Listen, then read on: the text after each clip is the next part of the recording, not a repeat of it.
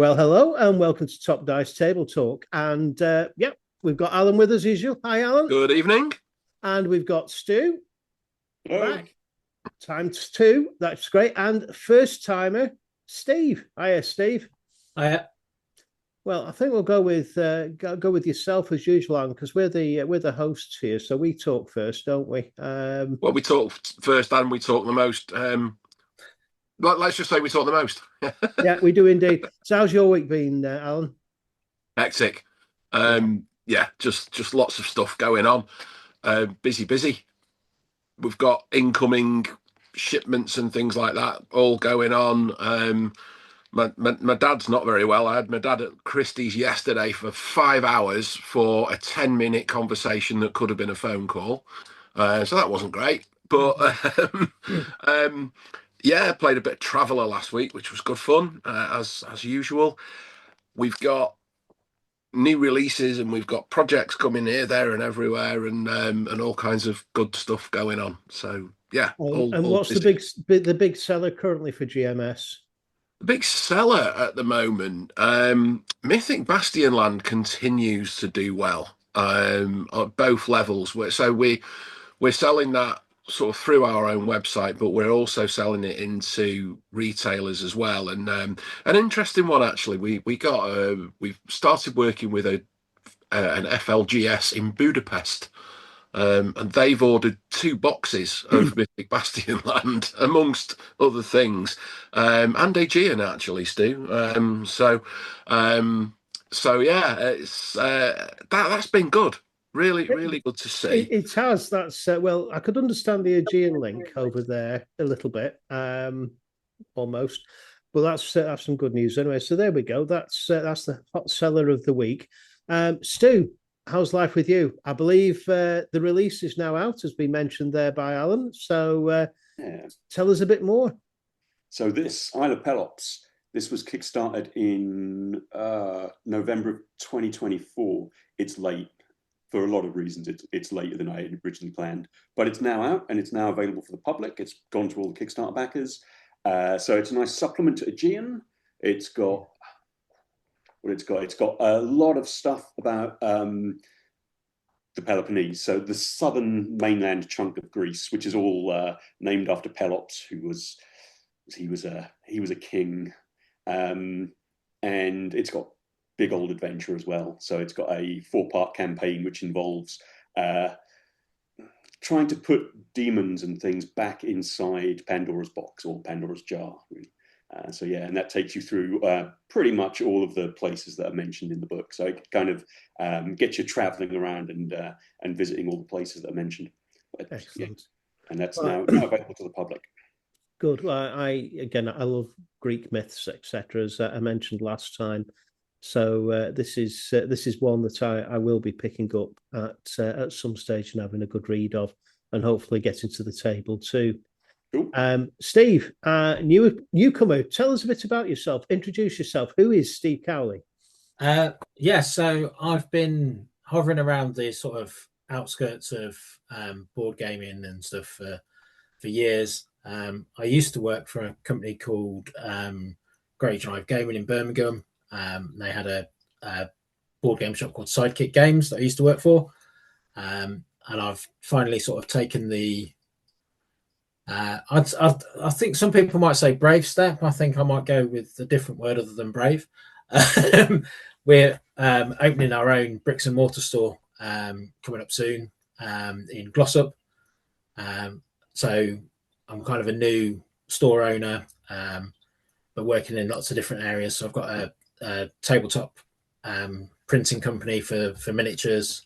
And I do a lot of stuff with selling of magic card singles and things like that as well. So lots of different things all happening at once. Yeah, I think I've had some of the miniatures off you in times past, Steve. And the quality is absolutely spot on. I've got to say, when they came through, absolutely blew me away, did that. So just to recap over what the shop does. So you've got magic singles. Yes. So we've got 3 companies. So the original company was Discover Games, and basically Discover Games primarily goes to card shows. So things like Collectomania, Orbit card shows, things like that, and sell Magic singles. And we sell that mainly at shows, but also via mage.co.uk. I think we're number 3 in the UK currently for sales, which is crazy because we've only been doing it for about a year. We've got currently listed about 20,000 Magic cards and about another 30,000 that we're still going through. So it sounds like those I've got behind me here. Actually, I've got probably that number behind me. Yeah, it's a few, and we're obviously constantly updating it and getting the new releases and everything as well. So that's constantly growing. That's the main sort of parent company. My wife did a piercing course, and then we decided, well, let's have a look and see if we can open a shop doing piercing. And then we're like, well, why don't we try and do both? So we've come up with, I think, what is the UK's first and only board game and piercing shop called Dyson Needles, which will be opening in Glossop, hopefully towards the end of this month, beginning of next month. But it's in the newly renovated Glossop Market Hall. Basically, we're taking one of the units on the mezzanine. So we're going to be opening doing that. And then we've also got Top Table Terrain, which is your 3D miniatures. So resin printing, and then things like the Punic Wars, Highland miniatures, all of those kind of things. We're printing and distributing for them. So, wow, okay, just a few things. And so, what do you actually do for your main business then? Because that's clearly your hobby. Weirdly, that is all my hobby. So I actually work. I do have a real job. It's not as fun. So I work for. I don't know what I can say. I work for a company who basically collects outstanding debt from people. So it's a very different day job to this. So it's quite nice. It pays the bills then on that side. But you're keeping your hand with something that you enjoy, which is the important thing. It's right. Well, there we go. That's who Steve is. Let us know when the shop, etc., is opening, and what we'll do, we'll make sure we give it a push and get some advertising out there for you on the UK Tabletop Facebook page. So whilst I'm mentioning that, make sure that you click subscribe and like if you're enjoying what you're actually sort of seeing. Alan, okay, back to yourself, sir. Yeah. No new releases this week, I don't think. I think, but there are a couple of things on the horizon. Did you mention there was Pirate Borg supplements? Yeah, so Pirate Borg, the release date for that was actually last week, but I couldn't make the recording for last week.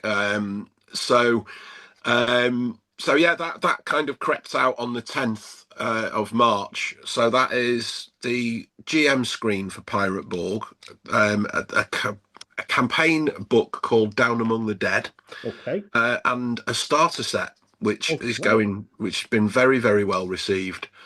As many starter sets are. So there's that, and obviously with us working with Stu, we got his Kickstarter out. I think that we completed that about 8-10 days ago, something like that. And then we've obviously now been able to put Isle of Pelops in with the rest of the Aegean range that we have, and we're hoping to give that a bit of a boost. We've got some new stuff on the way. We've got Kickstarter coming up. We're actually fulfilling 2 Kickstarters at the same time for Pinnacle. Okay. One of which is Mad World, which is for Deadlands Lost Colony. So this is the kind of almost Firefly kind of universe, if you like, but for Deadlands. It's probably the best way to describe it. And that's Mad World is a plot point campaign that expands upon previous things that have gone on within that world. And then the other one we're doing at the same time is Rifts Europa. So that is UK and European source books and adventures and things like that for the Savage Worlds version of Rifts, which obviously familiar Palladium game that's been around for far too many years. We could quite easily date ourselves by saying I bought that when it first came out. Still have a copy of it over there. I think biggest thing, something I've really enjoyed seeing this week actually is the Kickstarter for the reprint and expansion of the Nimble RPG, which looks incredible. I've not actually had the chance to play it yet, but I did have a chat with Evan Diaz, the guy that created it, last week. Really, really nice fella. And their Kickstarter for that, so they're reprinting the rules, and they're adding monster manuals and things like that. Oh, sorry about that. And It's Nimble, because I'd never heard of it before until this Kickstarter. I know it's completely under my radar. Never heard of it. Same. So what they've done is they've stripped out. They've taken the 5e rules, and they actually call it Nimble 5e. Yeah. They've taken the 5e rules. They've dropped 2 of the statistics, made things much more simple to run, and they've added in interesting mechanics. So, for instance, when you do damage, you roll your damage dice. There's no to hit rolls. It's assumed that your character is good enough to hit the target. Yeah. When you roll damage, you look at the die that falls the leftmost on the table. If it's a 1, you've missed. If it's a 6, it's an explode, or whatever. If it's the top, it's an exploding die. And it just makes things really quick and efficient. Yeah. And there's some really interesting mechanics that go with it. What stats have they dumped out of interest? Sorry, say again, mate. What stats is it they've dumped? Right, you're calling me out on this one. I'm testing your knowledge now. I think it's charisma and constitution. So you keep strength, dex, intelligence, and wisdom. Yeah, or it might be wisdom that they've dropped. It might be wisdom that's dropped in favour of, and they've kept charisma. I would need to double check that one. But yeah, it's still a sort of a D20 rollover thing for a lot of stuff, but it's taken core D&D and just stripped out so much stuff and just made it really, really quick and, in my humble opinion, potentially more playable. Is it still live at the minute, the Kickstarter? No, Kickstarter finished last week Thursday, I believe, and it's done just over $1 million. Wow! So it's a phenomenal success. And let's not forget, this is a reprint as well. So it's a reprint of the core rules, and there are some new bits and things that are going to go along with it as well. And it all comes in nice little slipcase sets and things like that as well. So it looks amazing. So it looks the business. It's it's surprising though the number of people that say, "Oh, 5e, don't like it, not going to touch it," and then they back something like that, or they'll play Castles and Crusades or something similar, still using the similar mechanics, and that me, I don't know. I just find very, very strange. Yeah, well, we did put me in charge of controversy, didn't we, just before we started recording? So let's be controversial. You know that I'm not a D&D player. I haven't been really since 3.5. And the reason I've never gone back to it is because of the rules bloat and everything that was in 3.5. Yeah, I agree completely. And I don't see that that's changed. Everything that I heard about 4th edition was that it was too much like a board game. And everything that I've heard about 5th edition or 5.5 is that it's good, but there's far too many options and subclasses and this, that, and the other. And like I said, this is my personal opinion, and nothing to do with what I do as a professional. It's not for me. I've been writing for Castles and Crusades. I've got my Castles and Crusades book out on my desk here in front of me at the moment. So, I like the way that works. Yeah. But Nimble, honestly, I think I'm going to be investing a bit of my hard-earned in that. Yeah. And some of my easily earned as well. My argument with 5th edition is that at its core, it's a very simplistic system that people know. If they've ever played Dungeons and Dragons or whatever level, it works. It does have the bloat, and I am a big fan of D&D, but at the same time, I don't like the bloat, and I strip it right back. and I run it my way. And this is where I think a lot of people go wrong. As we've said quite a few times, the clues in the title, Dungeon Master's Guide, it's a guide.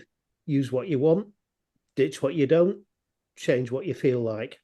And it's for the me, same with a lot of books, though, isn't it? So, like, I remember reading Vampire the Masquerade years ago, and the Storyteller's book, and it said in there the golden rule is take what you want from this, make up your own rules. It's your game.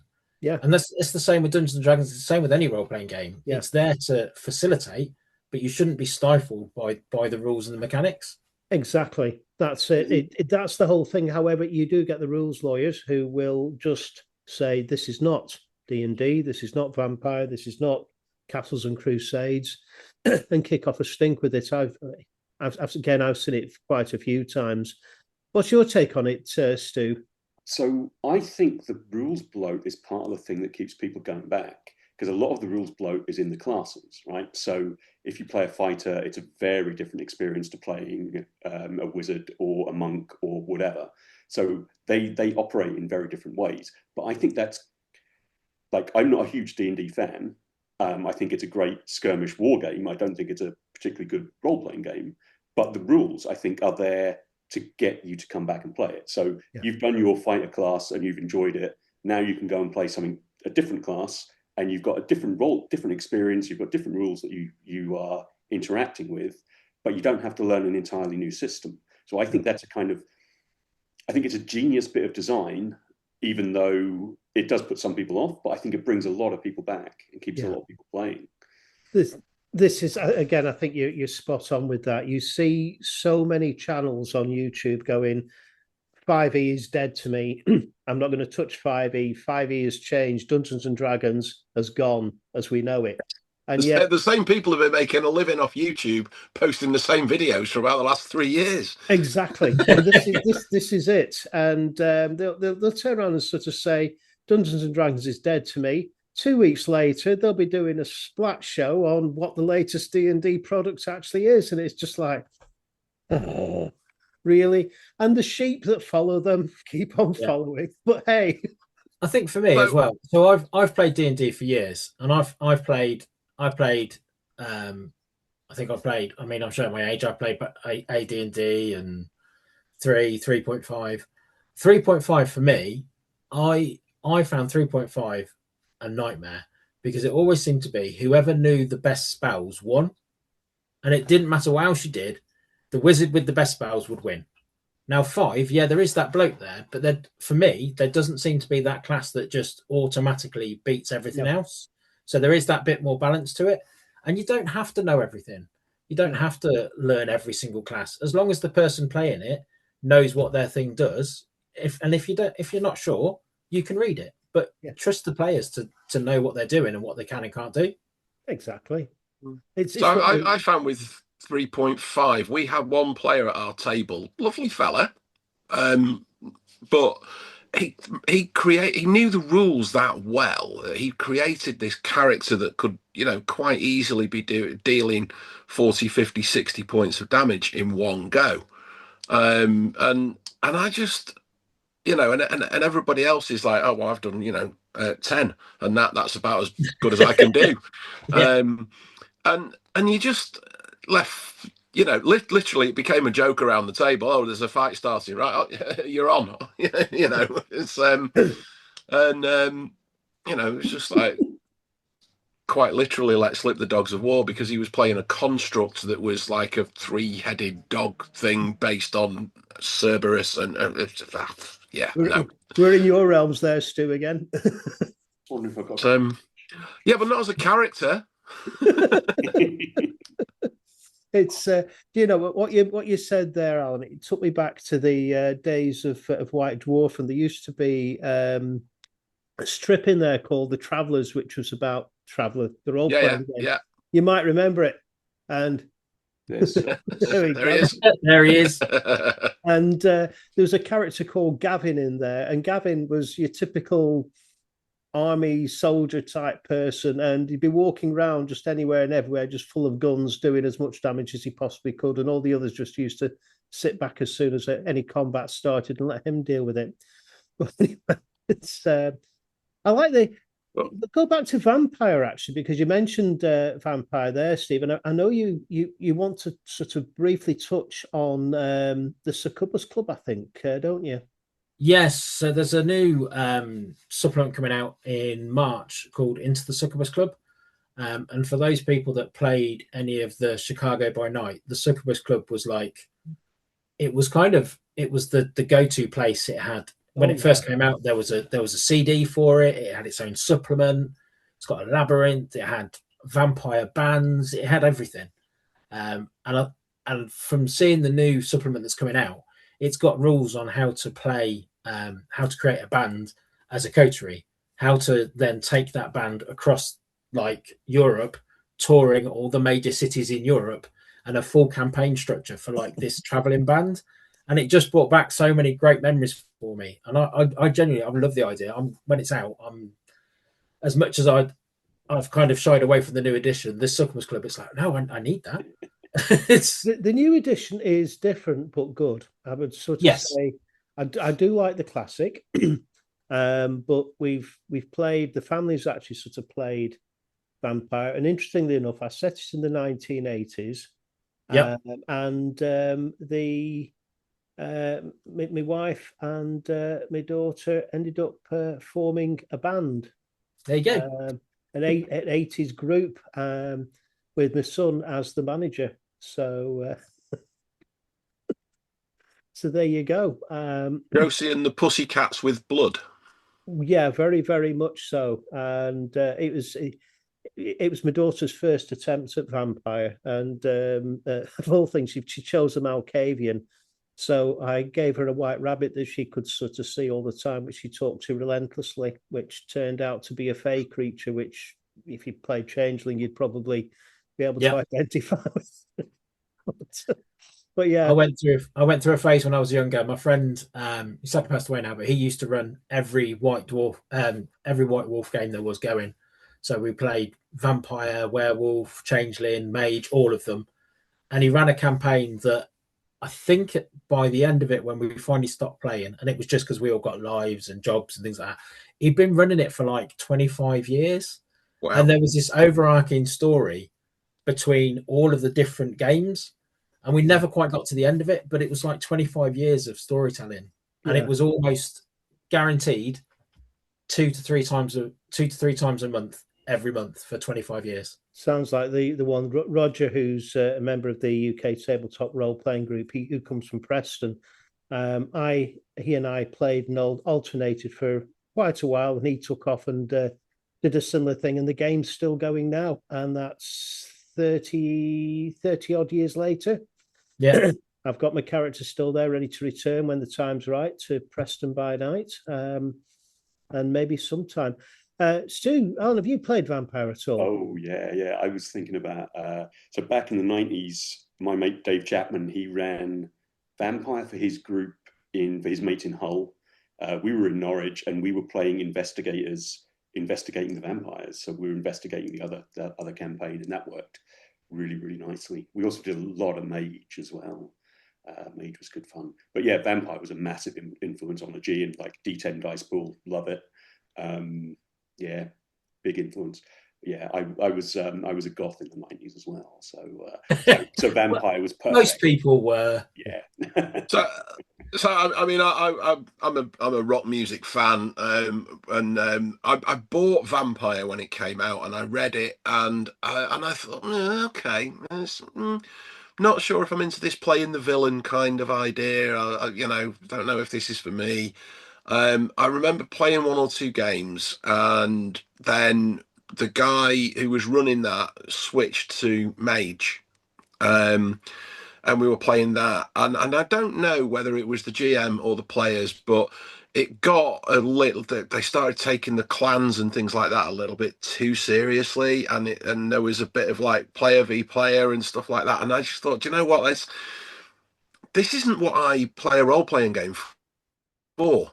Me personally, it's I don't play a role playing game to be suspicious of the guys that I'm sat around the table with, the folks that I'm playing this game with. We're here to have a bit of fun and a bit of escapism. So I must admit, at the time, I played it a little bit. I decided it may not. I don't think it was exactly for me. I went and dug out my Cyberpunk books, and we did that instead.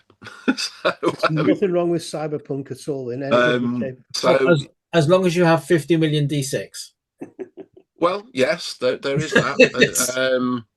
But with the vampire and the Camarilla, like with the LARP side of it, there were a lot of people who took the clans way too seriously. Yeah. So did you, Stu? You mentioned the Camarilla. So did you used to do Camarilla by night then? I didn't, no. But I've got a few friends who did. I've got a friend who was very Malkavian and very obsessed with Malkavian when he, like, once he discovered it, it was like it became his identity for a few years. I used to do it years ago, and I still do quite a lot of LARP. And weirdly, I meet people now that will talk about LARP and something, and we'll end up talking about vampire.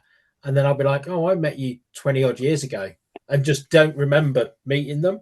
And then you go, "Oh yeah, I played this character." And I'm like, "Oh yeah, I knew you were familiar." And it's really odd because you can meet people, and then like in this hobby, you meet someone, and 20, 30 years later, you end up sort of navigating back together again, and you're like, "Oh yeah, actually." And it's like no time's passed. It's really odd. You still have the same connections, same things in common, haven't you? Yeah. Yeah, I think that is one of the best things about our hobby.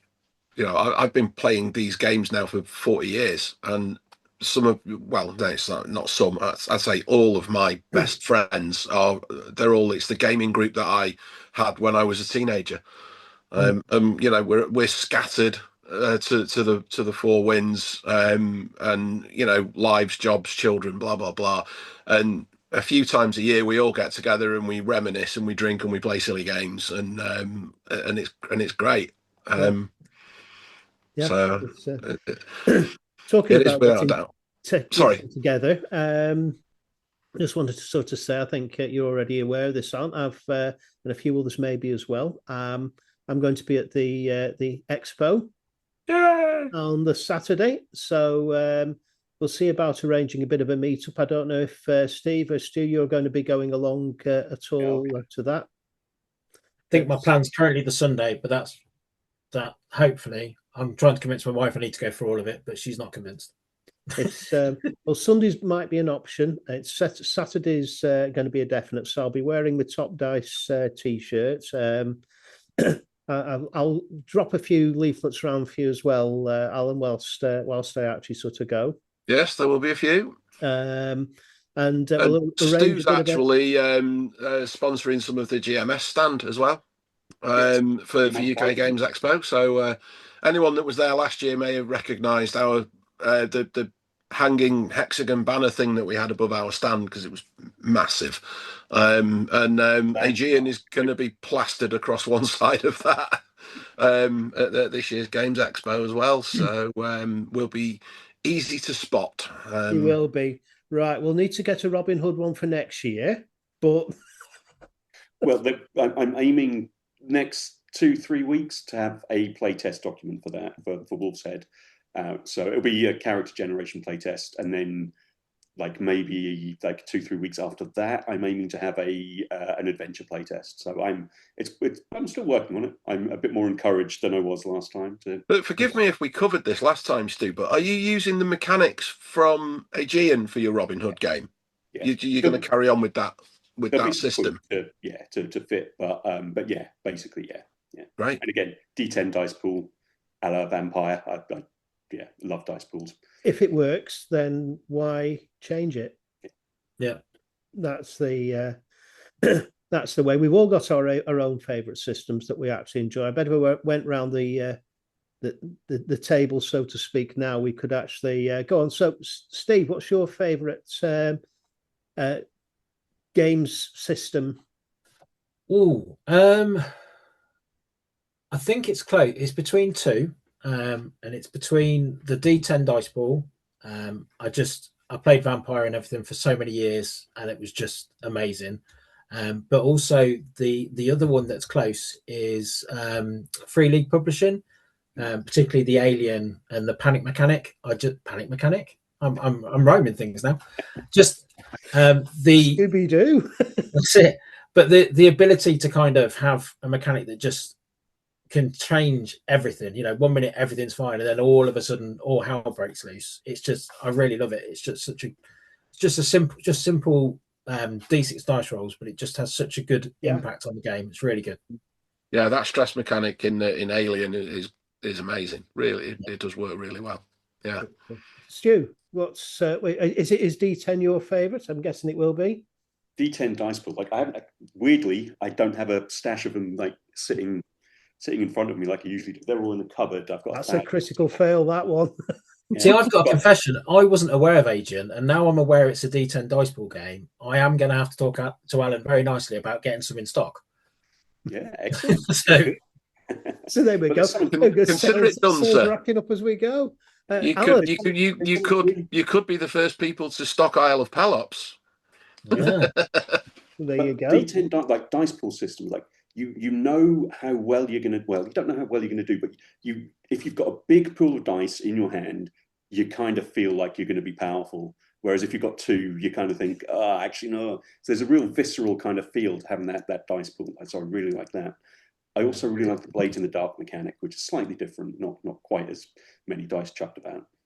Years ago, I played a Robin Hood vampire game that my friend ran, and I played Will Scarlet. My other friend played Robin Hood, and his dice pool for archery was ridiculous. However, he always failed to hit unless he was shooting me. Every time, guaranteed. Well, you know what? That's life, isn't it? I think it's a fix. Yeah. Well, there you go. You should have tried some trick shots off your shoulder or something like that. Maybe. Anyway, Alan, your favourite? Have you got one? Okay. Have I got one? I'm going to say Savage Worlds. Good call.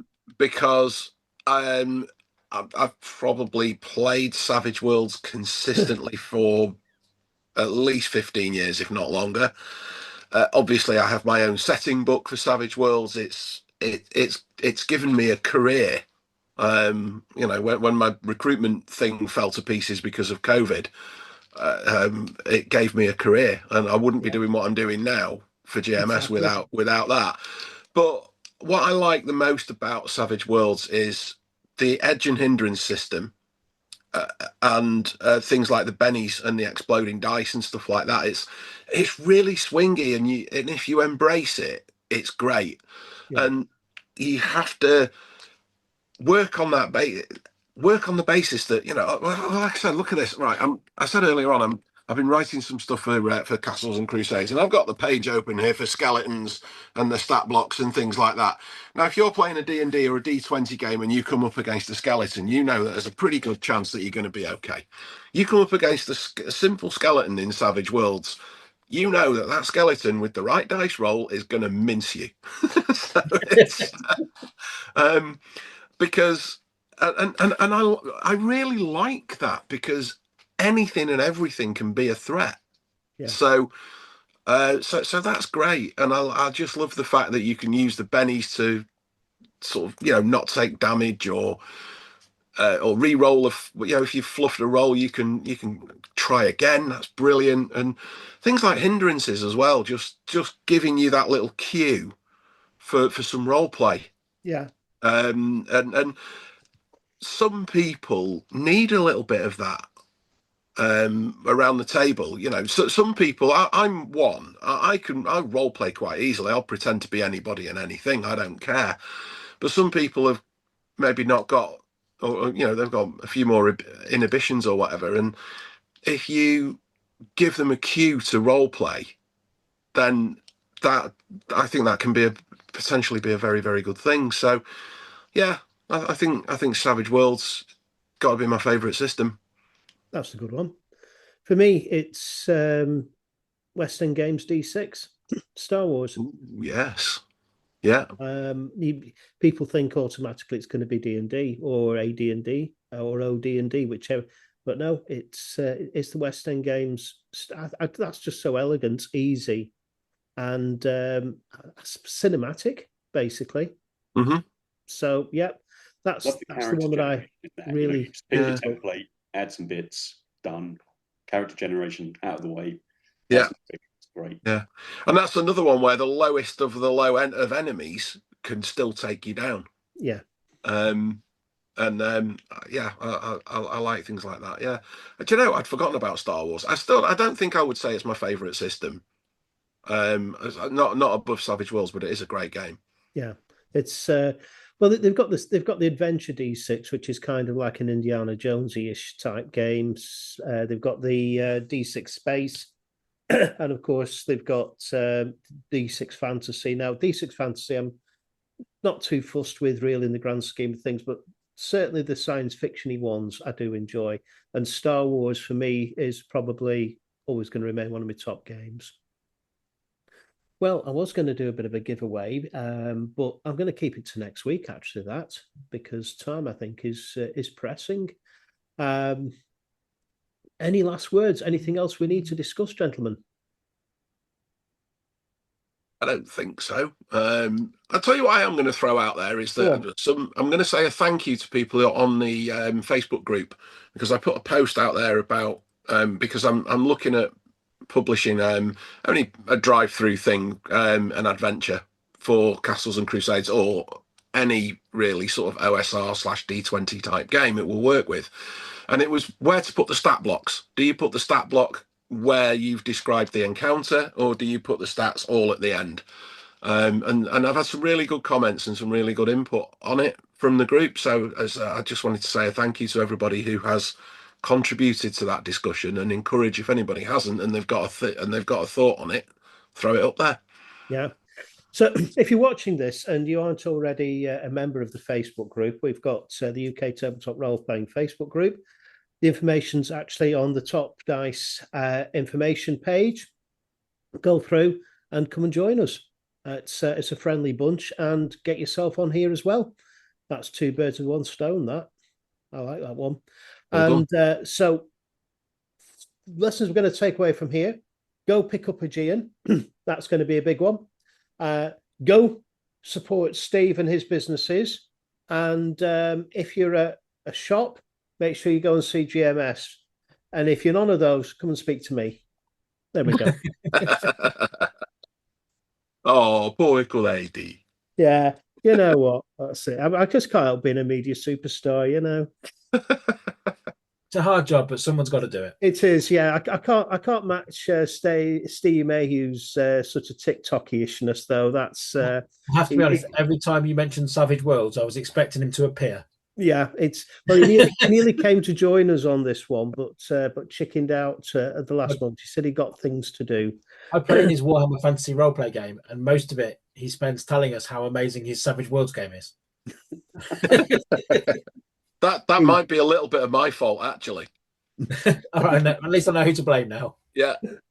It's well, thanks for joining us, Steve. You've now experienced what it's like actually in here. It's I don't think we bite too much, do we? No, very friendly. It's so you're welcome back anytime you want. Stu, obviously, again, old hat at this now. You're always welcome back anytime, and I look forward to sort of further discussions with you.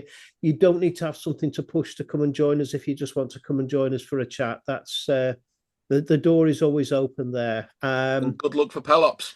Yeah, definitely good luck for Pelops. Let's get it out there, and Steve, make sure you get it out front and center at your business. That's the way to do it. Thank you very much. Well, it's a thank you from me, and thanks to Stu and Steve, and thank you from me. Alan. It's a goodbye from him. There we go, and a goodbye from them. It is as well, all of us. See you later. Thanks very much.